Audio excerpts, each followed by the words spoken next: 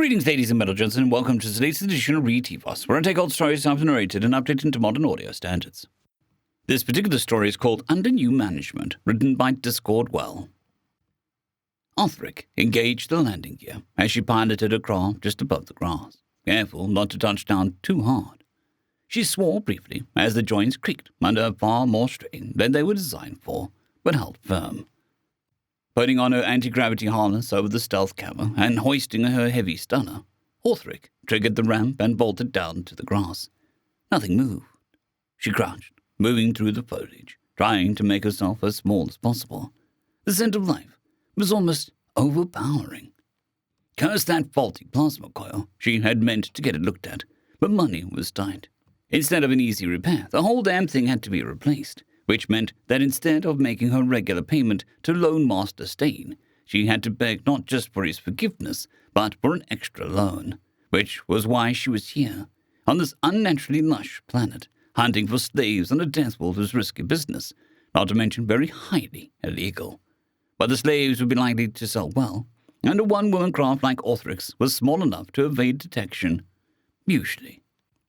As she slowly made her way through the foliage, she realized that it came to an abrupt end. Ahead of her was a large road, with a bridge allowing it to cross over a smaller road. Under the bridge were some makeshift-looking structures, and, as she watched, a big biped opened some sort of flexible flap on one of them before going outside. Clearly, they were sapient, but were these the same creatures who had built the bridge? The architectural styles were completely different. The bridge was a brutal monument of grey stone and metal, a squat, ugly structure clearly designed for the unnaturally high gravity of this world. The biped's dwellings, on the other hand, were flimsy and brightly coloured, made of a pastiche of materials, and Othric couldn't clearly identify. Ever the hunter, Othric spent an hour to watch her prey. Clearly, this was a nest, as she saw a few bipeds arriving and a few leaving. Were they predators? They didn't appear to have any sort of natural armaments, and they weren't hunting, so probably not. Some sort of clever herd animals. Maybe they were servants of the creatures who had built the bridge. That would be quite the find. It looked to be getting dark, and the creatures were settling down. Now was the time to act. She'd wait for one of them to get separated, stun it, and drag it back to her ship. Then she would see if it would be worth capturing more. She checked the charge on her heavy stunner one last time. Fool. Had she been spotted? One of the bipeds had left the nest and was moving deliberately towards her location. Closer. Closer. No! Her shot hit the biped right in the center of mass, but instead of toppling over, it took a big step and somehow regained its balance. She fired off 3 more shots and hit with 2, but the biped seemingly shrugged off the effects before turning and running for the nest, all the while making some sort of vocalizations. If Othric were a youngling, she would have stayed frozen in shock. Every instinct told her to remain hidden where it was safe, and not to let the biped see her. Instead, the veteran spacer turned and ran, striking a balance between speed and stealth as she made for a ship.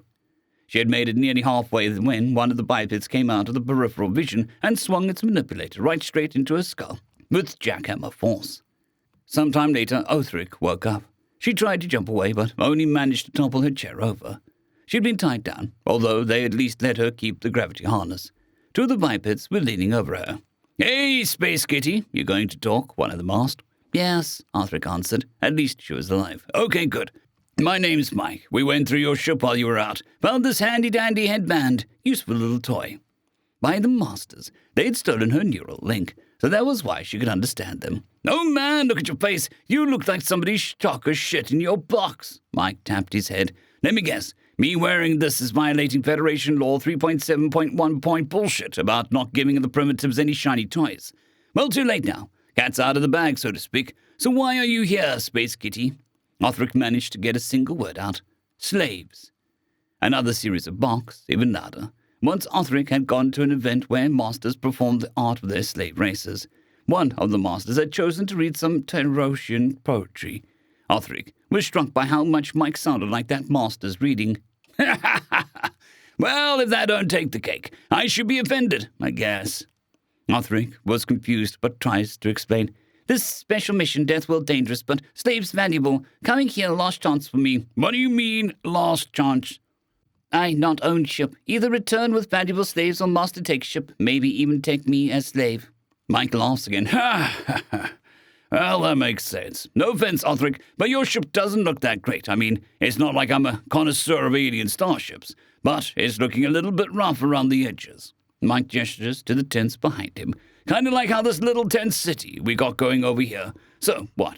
Are all of your alien buddies going to come down and kick our asses? Is there anything that eats you? Not really. Maybe a polar bear or a lion, but nothing here. Then you're safe. Deathworld Apex races forbidden as slaves. Deathworld Apex races, huh? Mike pauses, then continues.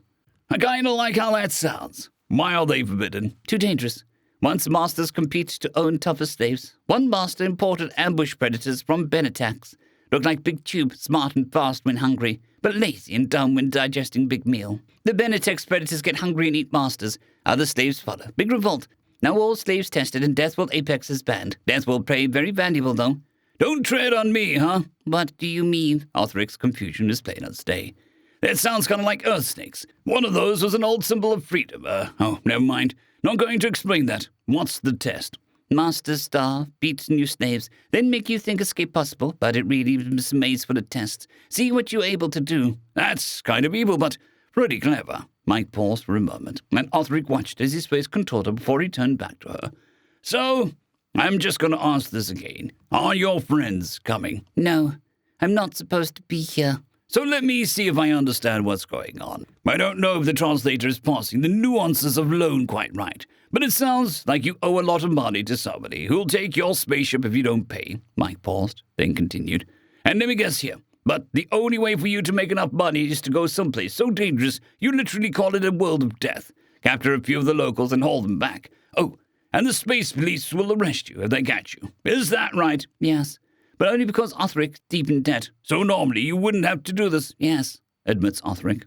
But have you ever had to do this before? Go to a Deathworld, I mean? This is third time. Mike shifted his position again, and Othric noticed how calm she feels, despite being tied up and surrounded by dangerous predators. As he started to talk again, she realized it's something about his voice. Someone like Mike could say anything and make it sound like a deep, secret order from the gods themselves. Is that their secret? Do these bipeds hunt with words? So let me take a guess, and you can tell me if I'm right. Usually you're doing some kind of easy cargo runs, but never enough to really turn a profit. Eventually something expensive breaks, or you make a bad trade, and then you're so deep in debt that you have to take on an insane risk or go broke. And if you die, again, taking a risk here, the master sends somebody to get your ship back, so they can give it to some other poor sucker. Yes, Othric nearly gasped in shock. How could this primitive possibly know so much? Never thought of it that way before, huh? Yeah, we call it debt slavery. See, it's kind of like regular slavery, except you can't really be running around capturing slaves while you're in irons, no? How does that make you feel? Sad. Angry. You still afraid of the masters, or are you more angry? Not afraid. Angry only. Well then, so here's what I'm thinking. New Arulu City, Citadel, on Commerce A51, Edge of Silver, 3 weeks later. Lone Master Stain allowed himself a rare smile. One of his scouts had found a very promising new species. Othric, her name was. He remembered her, a poor merchant with no head for finance or negotiation, but she was quite the skilled slave hunter. And to think that it had nearly been a catastrophe. As his tenant, Othric had obliged by custom to give Stain the right of first bid on any new slaves. Instead, she'd taken a new find straight to the open market, and what slaves they were. Sapient, high-gravity herd beasts. They were naturally docile and subservient, yet incredibly strong and capable of remarkable levels of intelligence. Shame they were so afraid of violence. They would have made absolutely fabulous soldiers. Clearly Stain wasn't the only one who saw the potential in the new race. But as the bidding was starting to get out of control, the cat made him an offer. She would pull the auction and sell the slaves to Stain directly, but she wanted a much larger line of credit. Her asking price for the slaves was extortionate, but compared to the current auction price, highway robbery and rising, it was quite the deal. The credit line was far more than he really wanted to extend, but knowing Othric, he figured that it was probably for the best. She'd just dig herself into a hole again. Probably do something dumb, like buy the top-of-the-line ship and run mercantile milk runs until the interest caught up with her. And then she'd have to do another Deathworld run, or he'd take her ship back. Belarus Orbital Port, Auxiliary Mercantile Docking Bay 181, 6 months later. Othric was watching the stevedores finish loading cargo onto a brand-new merchant liner, Tiger Lily, when one of them called her over. One of the dock workers had switched his data screen to a news channel, and a small crowd was gathering.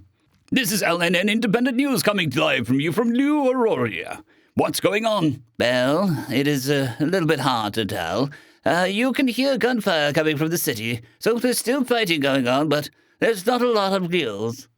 Footage from the state broadcast. A master is speaking at a podium. A crowd of other masters in the audience. Othric recognizes a human figure standing in the background next to two armed guards. Suddenly, the human grabs one of the guards' weapons and shoots the other. Shots ring out. The human fighting unseen guards. Then the master's in front falls over, shot from behind. The human's advances, hit and bleeding but seemingly unbothered, grabs a microphone and begins talking. "You claim that masters are stronger than ever. To this, I have only one thing to say." He grabs the master's corpse, spins it around, and hurls it to land outside the view of the cameras.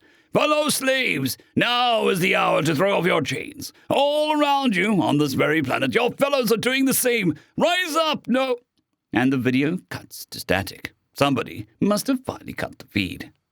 "We have unconfirmed reports that the rebellion is being led by a small number of super slaves, which is what they're calling the ringleaders. One master we've been able to get in touch with says that he recognizes so-called super slaves as recent arrivals from a Deathworld, but they never showed any violent or aggressive tendencies until now." "So, what are you thinking? Some kind of biological trigger?" "We don't know, but the attack was clearly coordinated." Footage shot from a window of a shuttle. Lances of fire shoot from high orbit to impact somewhere in the city. "That was the orbital defense grid shooting at military targets on the ground, taken just before the previous clip." "Hang on. It looks like the state broadcast has just now gone live. Let's hear what they have to say." Othric gasps in shock as she recognizes the human sitting down in the news desk. Out of the 14 that Othric smuggled off Earth, Mike was the last one she'd forget. And then starts to talk, and Othric realizes that whatever the anchors say, the war just ended. "Greetings, fellow citizens of Arulu. My name is Michael Terran. Yesterday, I was a slave. Today, I am a free man. This city and planet are now under the control of the Arulu Liberation Army. All slaves are now free, now and forever. All that held by masters are now void. Masters, lay down your arms. You will not be harmed. We hope that you will choose to work with us, to build our new free society together. But enough blood has been shed today, and we will allow you to leave in peace. Once again, all slaves are free, all debts are paid." The crowd is still watching as Captain Othric, owner of the Tiger Lily, blasts off into free space. End of story.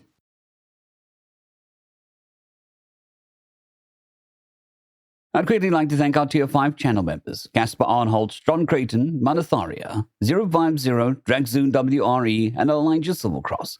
Thank you very much.